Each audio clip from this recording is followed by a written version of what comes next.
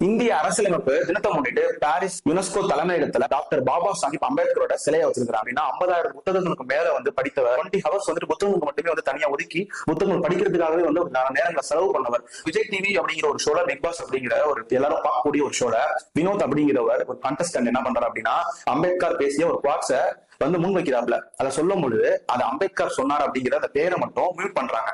நீ கற்ற கல்வி உன் சமூகத்திற்கு பயன்படவில்லை என்றால் நீ சாவதே மேல் என்று கூறியிருக்கிறார். அதனால் என்னோட வியூல நான் என்ன பாக்குறேன் அப்படின்னா, என்ன தெரிஞ்சுக்கிறேன் அப்படின்னா, பிக் பாஸ் ஷோல இந்த பேரை சொல்றதுக்கு அவங்களுக்கு தகுதி கிடையாது.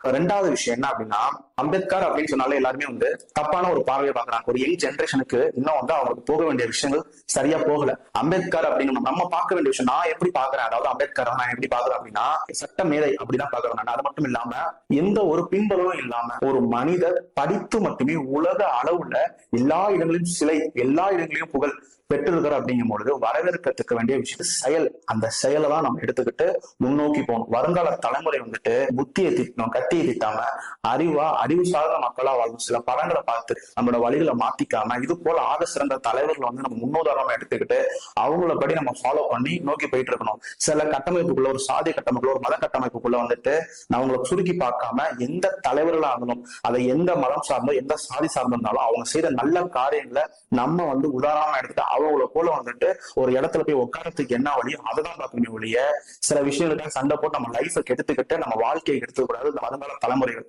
வீடியோ மூலமா அந்த விஷயத்த நான் சொல்லணும்னு ஆசைப்பட்டேன். தேங்க்ஸ் ஃபார் வாட்சிங்.